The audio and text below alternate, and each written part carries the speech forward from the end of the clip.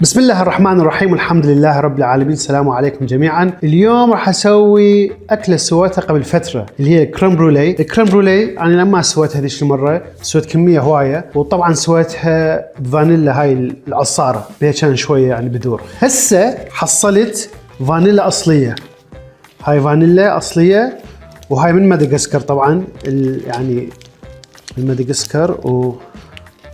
بس اطلع وحده طبعا فد الريحه عليها وشكلها زين يعني عادي اعتيادي، بس هي فانيلا اصليه وراح اسوي بيها. وعاده الكريم بروليه واحد يسويها بالقشطه مع الطبخ وبالحليب البقر، هذا كله حليب بقر، ولكن هاي المره راح اسويها بحليب هذا نوق او نوق. هاي الشركه تسوي حليب مال ابل يعني كامل ميلك، وهاي طبعا هاي القشطه مالتها، هاي القشطه وهذا الحليب، فتجربوها اسويها بالحليب مالت الابل طازج حق جد منطق لانه انا ما ضايق قبل هذا، فاذوق اشوف شنو هذا. وطبعا مكتوب عليه كامل ميلك بالانجليزي يعني حليب بعران. حليب بعران. يلا خلينا نبدي نسويها، بس قبل ما نبدي نسويها اذوق اشوف شنو هذا طعمه. وطبعا اكو عندهم يعني حليب بطعم، مثلا هذا ويا الكماميل، هذا ويا اللافندر، فحاطين بيه طعم. واكو نوع ثاني بشوكليت وبرتقال يعني بنكهه شوكليت وبرتقال، بس انا هسه هذا راح استعمل العادي، هذا شويه ما واحد يشربه واحده. وهسه نجربه بهذا ونشوف شلون يصير، بس قبل ما هاي اذوق نشوف شنو هذا. اول شيء اجرب هاي القشطه، الشيشه مالتها طبعا قزاز، شوف داخلها.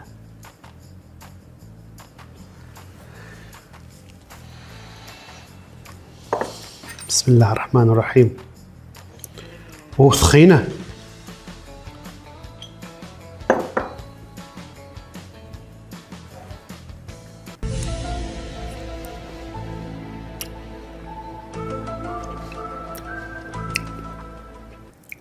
كريمي طبعا لانه هي قشطة بس فيها طعم.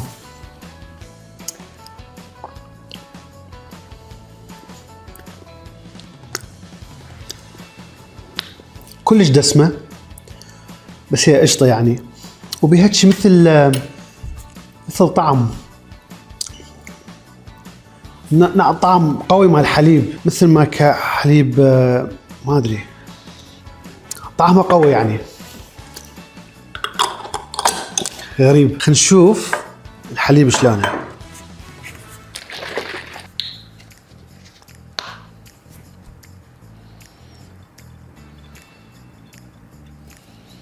ابيض ابيض يعني لونه، وثخين يعني دسم كامل هذا.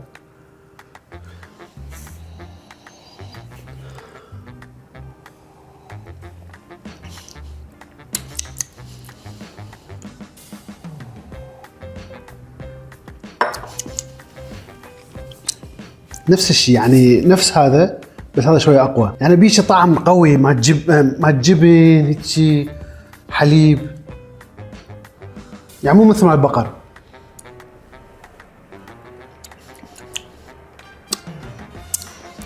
خلينا نجرب شلون تطلع الكريم بروليه بالحليب مال ابل، حليب بعران. طبعا اول شيء راح احط هاي القشطه كلها هنا، لان اريد تقريبا قلاص ونص قشطه. خلينا نشوف ايش قد يصير هذا. هو هذا كلش ثخين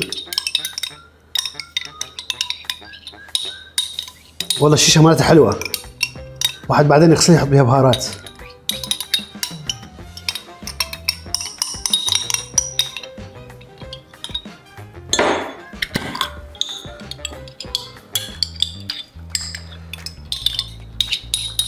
هذا تقريبا صار قلاص واحد قشطه مال حليب الابل، حليب كريم الابل.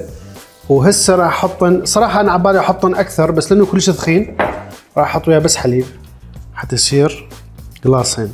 يعني تحطوا تقريبا 500 ملي. بس اخبطه واحطه على النار ويا الفانيلا.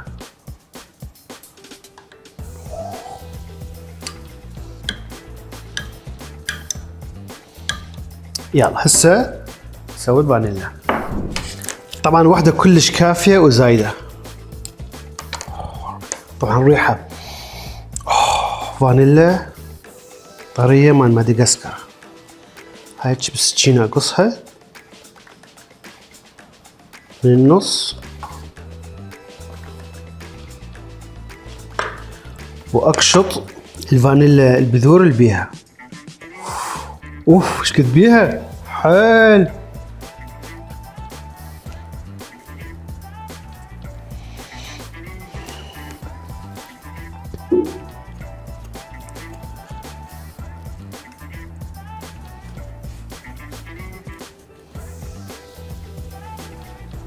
هاي كلها بذور الفانيلا. هاي ساحطها ويا الكريم، وهاي طبعا هم نقطعها ونحطها من وياهن.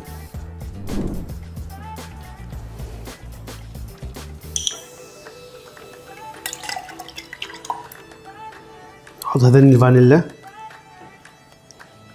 واكيد البذور اهم شيء. هاي البذور واحطها على نار هادئه لحد ما تصير شويه حاره، ما اخليها تفور هواي لانه تخرب. فخلينا نشوف شو يصير. بين ما هذا جاي يحمى وجاي الفانيلا ذب المونه مالتها، راح استعمل 5 بيضات. كلنا طقر هنا، وبيضه واحده كامله احط هنا. انا حاط نص جلاس شكر هنا. هاي نص جلاس شكر، بيضه كامله هنا احطها واحده بس، وباقي بس اريد الصفار. فمثل هذا الشي مره لا بس تشوف حتى لا تطق البيضه، اسوي هيك شي حتى بس اطلع الصفار.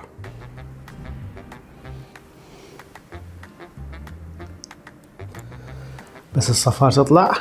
هاي الصراحه احسن طريقه لو واحد يريد يطلع الصفار. هاي الثانيه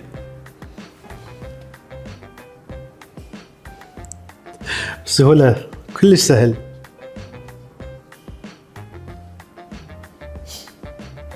هاي 5 بيضات. طبعا هذا مين ترك، طبعا حتى لا يحترق لازم كل شويه تخلطوه.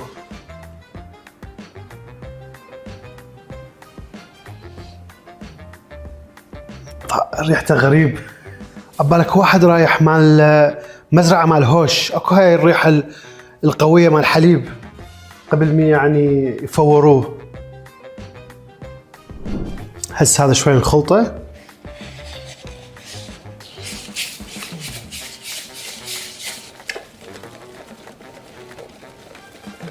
شوية شوية احطه الكريم واخلطه.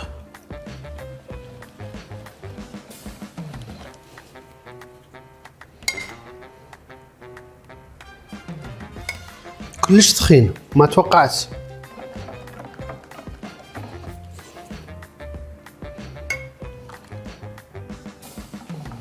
طبعا هاي الفانيلا هم ناكلها هنا. هسه خلطه زين الى حد ما كل الشكر يموع، بس مو اطرقه شي على كيفي. وهسه اديره هنا. جيب بعد وحده وخر اذا اكو اي هيجي هوا فوقاني كل هذا اوخره. واحط الماء حار واحطه ساعة الى تقريبا 140 130 درجة حرارة. ساعة وربع بس، هي عادة ساعة حسب الفرن مالتكم.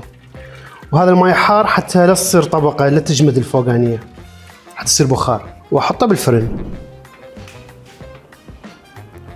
هذا صار تقريبا، شوفوا شوي شلون تلعب.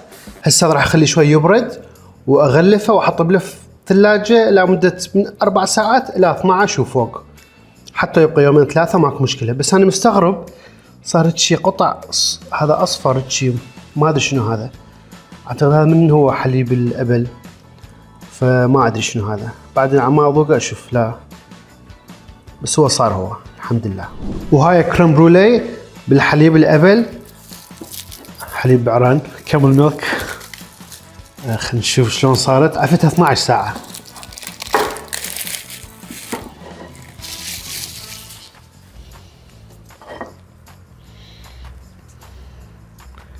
جمدت زين. هسه طبعا احط عليها شكر اسمر، طبقة خفيفة مو كلش ثخينة. انا الصراحة صار لي فترة هواي اسوي هاي الكريم برولي وجا اكل هواي من عندها، فضبطتها بالحليب البقر، يعني حليب عادي. بس هاي قلت تجربة نجربها نشوف شلون تصير.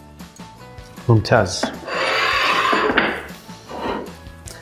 هسه لازم نحرق هاي الطبقة. طبعا اقدر استعمل هاي بس بدي فد شي احسن.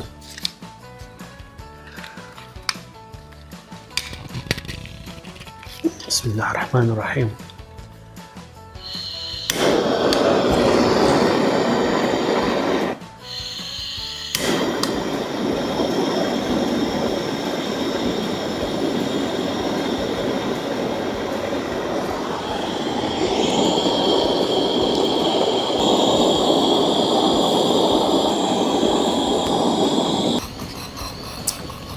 خلينا نشوف شلون صارت وطعمها شلون. بسم الله الرحمن الرحيم. نريد هاي الطبقة.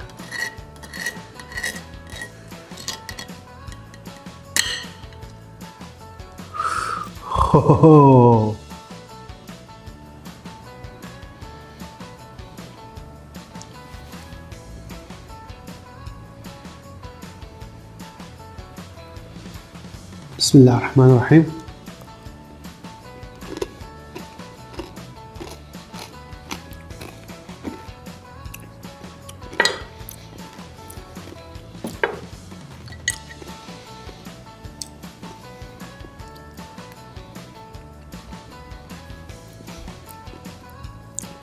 واو،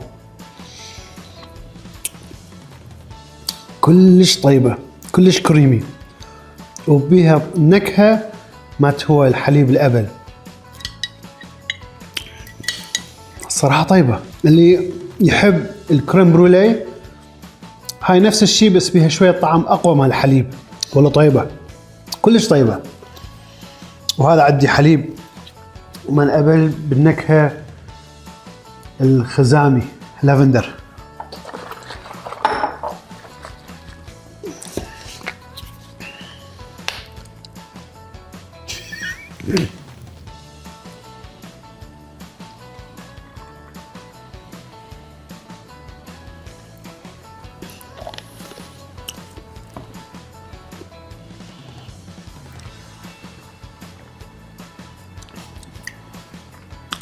غريب.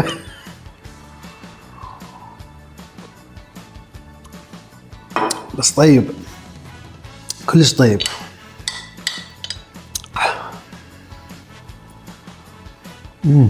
كلش طيب وفشي غريب بالحليب الأبل.